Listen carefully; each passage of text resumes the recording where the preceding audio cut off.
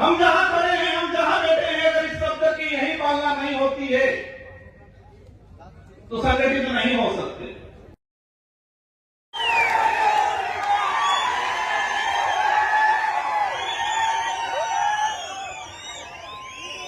आपका नंबर कब आ रहा है? मैं मन ही मन हंस रहा था कि देश की संसद में रात की 1:30 बजे तक बैठता हूं हमारे आदिवासी भाइयों की आवाज उठाने के लिए, तो यहां पर मुझे 5 बजे तक बैठने में कोई दिक्कत नहीं है। लेकिन आज भारत देश के अंदर पिछले 1.5 साल में 300 से 400 आदिवासी नक्सलाइट के नाम से मारे गए, इसमें किसी ने संज्ञान क्यों नहीं लिया? इसमें यहां पर भी बात नहीं हो रही है। हम कह रहे हैं एक तीर एक कमान, तो क्या छत्तीसगढ़, झारखंड, उड़ीसा वाले आदिवासी एक तीर एक कमान के अंदर नहीं आते?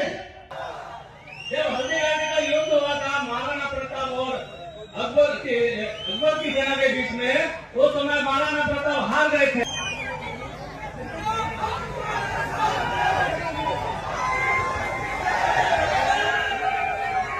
सभी ने धन्यवाद।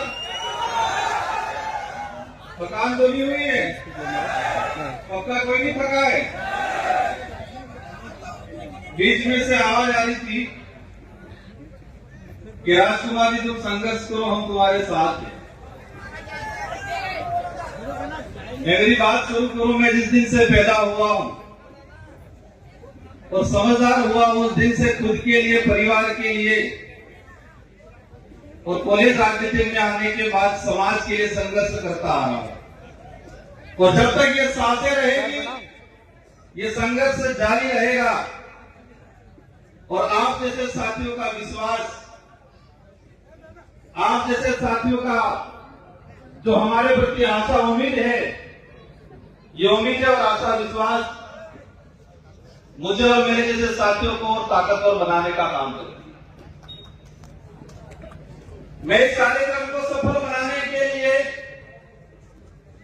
कई दिनों से इस पांडाल को, इस जगह को व्यवस्थित बनाने वाले और इस पांडाल में बैठने की व्यवस्था करने वाले वॉलंटियर साथी, गाड़ियों की पार्किंग की व्यवस्था करने वाले वॉलंटियर साथी, इस आयोजन को दिल से सच्ची नीति के साथ सफल बनाने वाले सभी साथियों को धन्यवाद देना चाहूंगा। 33वें आदिवासी सांस्कृतिक महासम्मेलन, इस सम्मेलन में पूरे देश के आदिवासी समुदाय हमारे पांडाल में विराजमान है और सुबह से लगा के अनेक सोपानों के अंदर कार्यक्रम सफल हुए। 1-1:30 बजे हम पहुंचे और तब से अनेक वक्ताओं को सुना। आपने भी सुना, मैंने भी सुना। सबने अच्छी अच्छी बातें की। अधिकतर बातों पे तालियां बजी, अधिकतर बातों पे जयकारे लगे।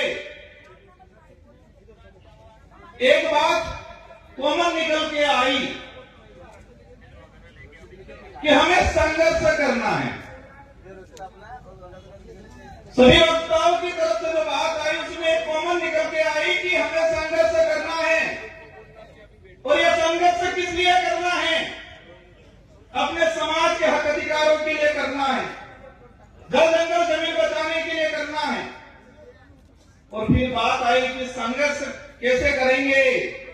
तो एकजुट होंगे तो संघर्ष होगा, ये बात आई। फिर नारे लगे, एक तीर एक कमान, आदिवासी एक समान।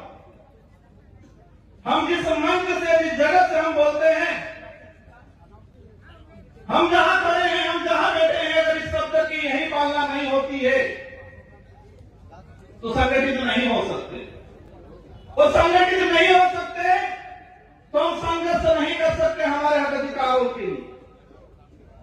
साथियों, इस देश के अंदर 2011 की जनगणना के हिसाब से 140 करोड़ के आसपास पॉपुलेशन है और इसमें आदिवासी की बात आती है 10 करोड़ 43 लाख आदिवासी समुदाय जो रिकॉर्ड ली है। 3 से 4 करोड़ आदिवासी अपने कागजी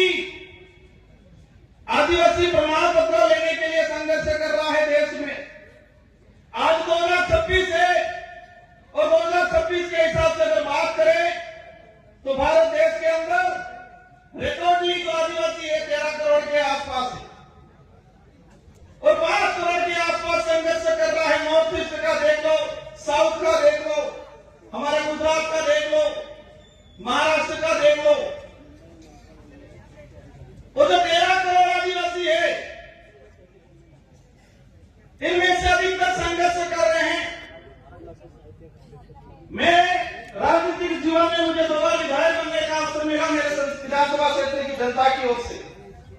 और आज जैसे साथियों की बदौलत मेरे संसदीय क्षेत्र बांसवाड़ा डूंगरपुर की जनता की वजह से मुझे सांसद बन के अवसर मिला।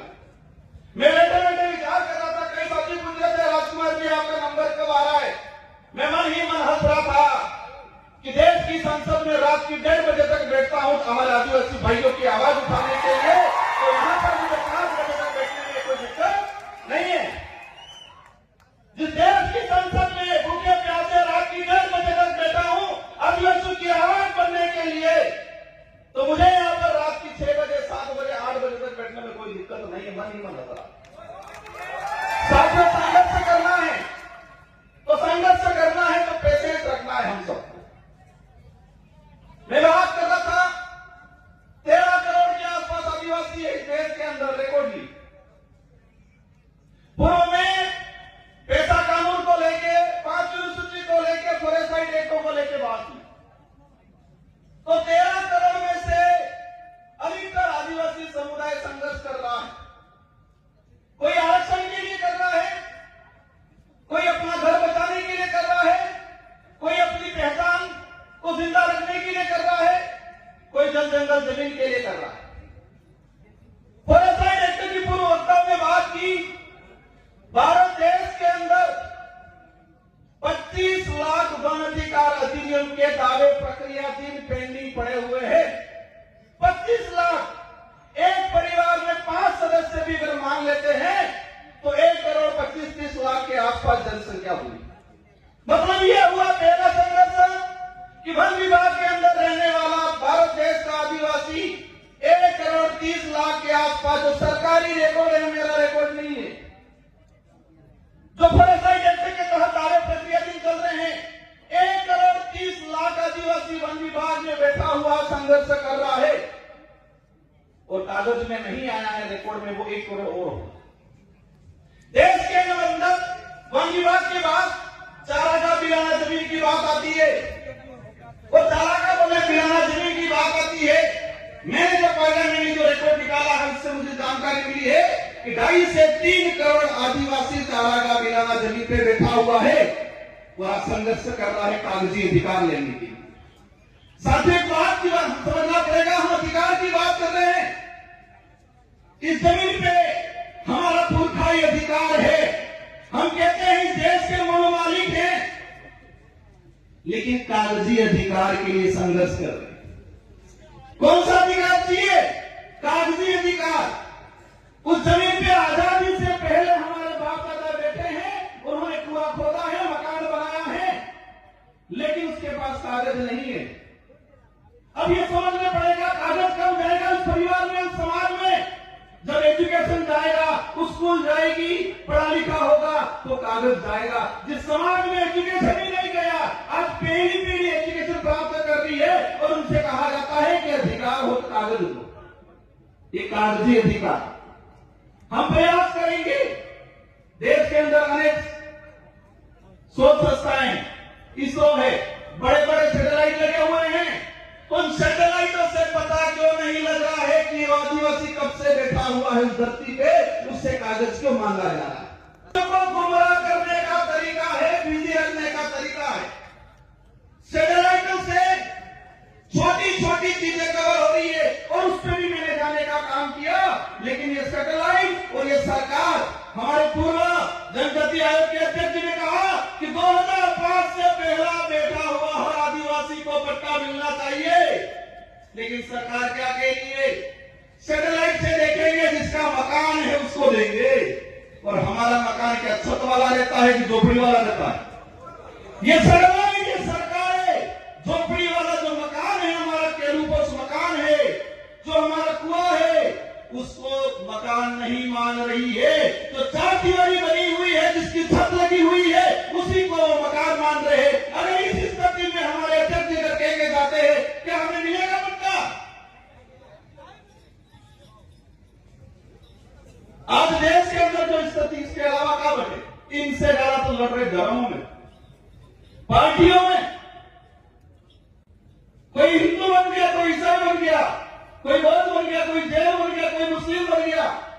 पूर्व वक्ता ने कहा था कि आपस में ही लड़ रहे हैं, और मेरा जैसे आकलन है, अगर हम नहीं तो ये लड़ाई और तेज होने वाली है। जिस तरह मणिपुर में हुआ इसी तरह छत्तीसगढ़ में हुआ।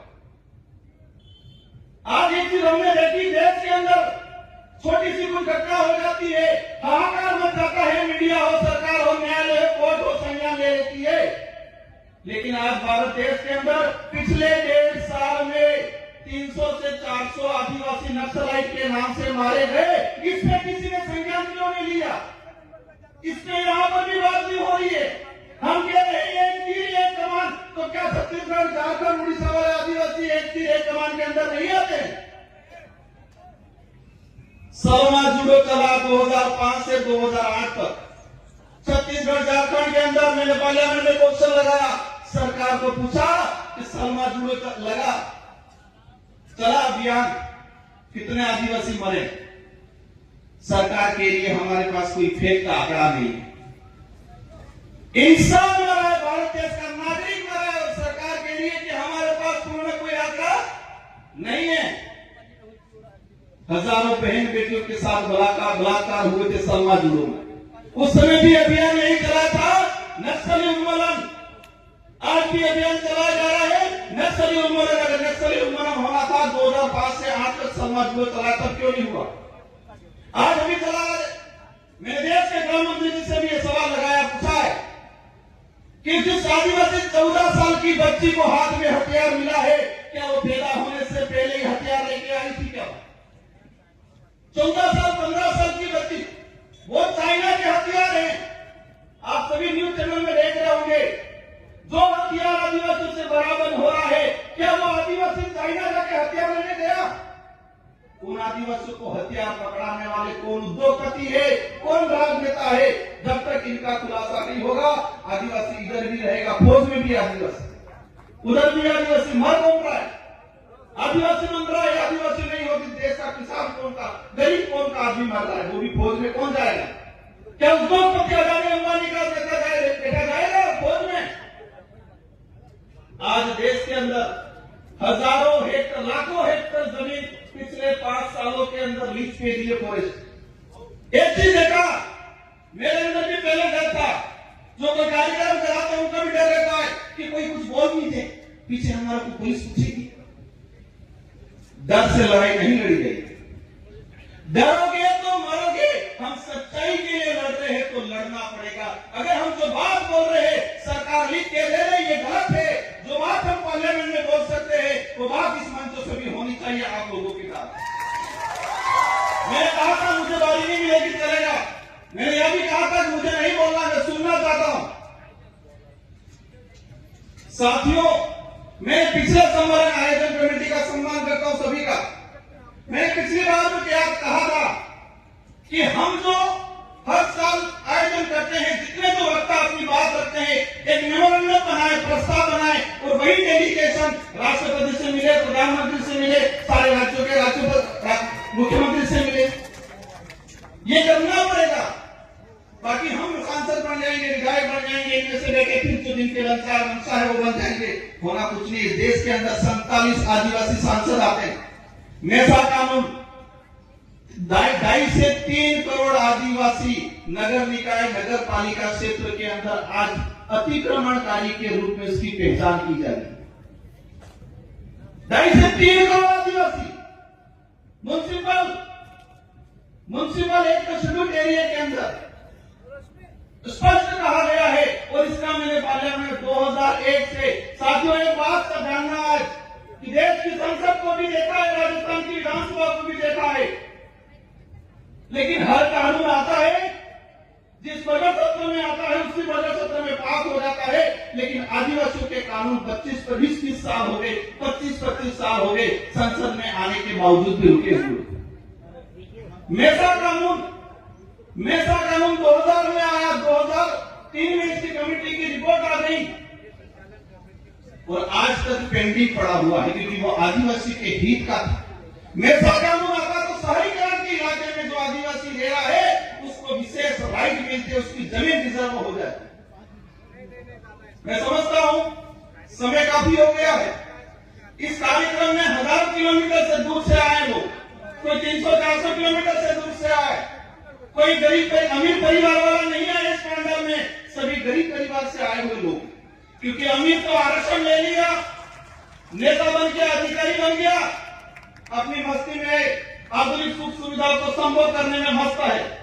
सारे ऐसे नहीं होंगे, 10% है हमारे बीच में अधिकारी कर्मचारी आए हुए, इनका सम्मान करता हूं मैं, लेकिन अधिकतर रिजर्वेशन का लाभ लेते हुए घर पे बैठे हुए। इस पांडाल में मजदूरी करने वाला भाई आया हुआ है। और ये बात भी समझना भाइयों, आजादी की लड़ाई देख लो, अंग्रेजों से लड़े हो, मुगलों से लड़े हो, राजा रजवाड़ा से लड़े हो, उनसे लड़ाई किसने लड़ी है? आदिवासी ने लड़ी है। और आदिवासी में भी किसने लड़ी है? जो गरीब था उसी ने लड़ी है भाइयों। बिरसा मुंडा को हम याद करते हैं, वो गरीब परिवार से थे। संविधान सभा में जयपाल सिंह मुंडा ने बात रखी थी। और एक बात सबको जानना पड़ेगा कि संविधान सभा में अगर जयपाल सिंह मुंडा नहीं होते, 1875 का जो अधिनियम है, जो हमारे प्रावधान थे, जो 1950 के संविधान के अंदर सम्मिलित नहीं होते, वो जयपाल सिंह मुंडा को आज हम भूलते जा रहे हैं। साथियों, बातें अनेक हैं, लेकिन मेरी 2 से 3 बातें आपसे अपील है। अभी तक सरकार के भरोसे मत रहिए, सरकार को मजबूर करिए कि वो हमारे भरोसे रहे। उल्टा करना है, हम सरकार के भरोसे नहीं, सरकार समय आने पर लोकतांत्रिक जो व्यवस्था है उस ढंग से बैठे, ये तय करना है, वो कैसे करना है आप समझ जाओ। और एक चीज देखी मैंने, 13 करोड़ के आसपास आदिवासी है, इसमें से 29 राज्य हैं, और 29 राज्य में सबसे ज्यादा आदिवासी की संख्या किस राज्य में है? सबसे ज्यादा आदिवासी संगठन किस राज्य में है? सबसे ज्यादा आदिवासी ST, reserve, MLA seat, MP seat किस राज्य में है? सबसे ज्यादा अत्याचार, भेदभाव, एट्रोसिटी, जल जंगल जमीन से उजाड़ा किस राज्य में हो रहा है? मैंने कुछ नहीं बोला है, आधो ने बोला है, आधे चुप है, कंफ्यूज है। वो आप सवाल ढूंढते रहना। और सबसे ज्यादा आदिवासी संगठन किस राज्य में बने हुए हैं? इस देश में एक ट्रेंड चल रहा है अभी, उस ट्रेंड को भी समझना है। ट्रेंड ये चल रहा है कि कोई सामाजिक घटना होती है, सामाजिक आंदोलन होता है, और वहां थोड़ा पढ़ा लिखा आदमी जाके तेज तर्रार भाषण दे देता है। अब भाषण दे देता है तो सबकी निगाहें उस व्यक्ति की तरफ होती है, तो वो लीडर बनता है। और जो लीडर बनता है तो मनुवादी सोच के बनी हुई पार्टियां उसका शिकार करती है। क्या करती है? शिकार करती है। फिर भावतोड़ करती है, और भावतोड़ में नहीं जमता है तो शिकार करती है। यह हो रहा है, मैं किस राज्य में, किस देश में, किस समाज में हो रही, लेकिन यही ट्रेंड चल रहा है कि कहीं सामाजिक एक्टिविटीज हुआ, कहीं एट्रोसिटी हुआ, कहीं जमीन की बात हुई, 50-100-500 लोग इकट्ठे हुए, 1-2 नेता जाएंगे और भाषण देंगे जोरदार, उनकी वैल्यू बढ़ेगी, और राष्ट्रीय पार्टियां बनी बनाई लीडर को खरीदने का काम करती है। अगर वो नहीं खरीदा जाएगा तो वो देश की सलाखों के पीछे होगा। अब आपको तय करना है, ये बड़ी विडंबना है। कहोगे राजकुमार वो तो कह रहा ऐसा करना भी है, और फिर कह रहे ऐसा नहीं भी करना है।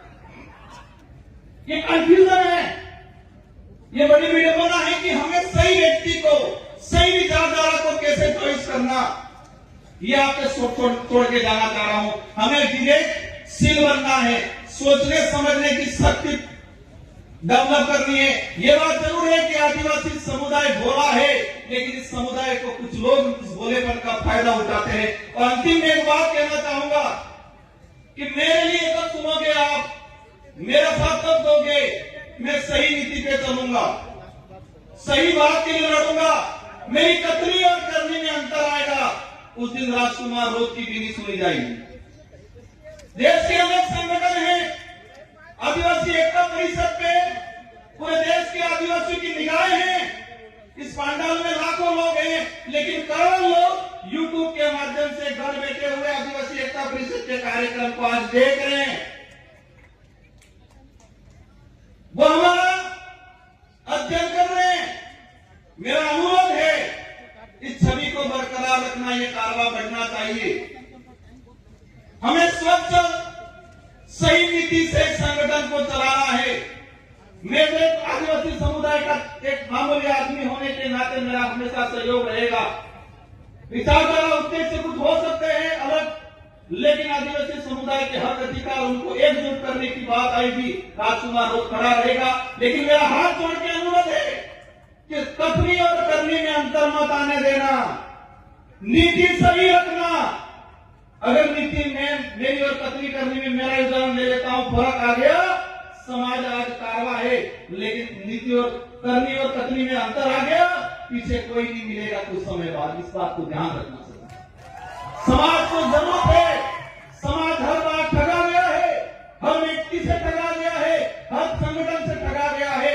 हम प्रयास करते हैं, हम सबको मिलकर प्रयास करना है, क्योंकि एक बार कोई लीडर बनता है और वो कोई गड़बड़ कर देता है, समाज ठगा हुआ महसूस करता है। कोई संगठन बनता है, उस संगठन से आस लगती है, अगर वो संगठन कथनी और करनी में अंतर कर देगा तो समाज ठगा हुआ महसूस करेगा। भाइयों, आजादी के बाद से हजारों बार आदिवासी समाज ठगा हुआ है, व्यक्तियों के द्वारा, संगठनों के द्वारा। हम प्रयास करो, आप ज्यादा कुछ नहीं कर पाओगे चलेगा, लेकिन कथनी और करनी में अंतर मत आने देना और सही नीति से, निष्पक्ष नीति से हमें आगे बढ़ना है। इन शब्दों के साथ आप सबको धन्यवाद, आभार। जय भारत, जय भारत, जय वीर प्रदेश, जय संविधान। एक तीर एक कमान, एक तीर एक कमान, इस नारे की भावना है, इसको जिंदा रखना। जय भारत।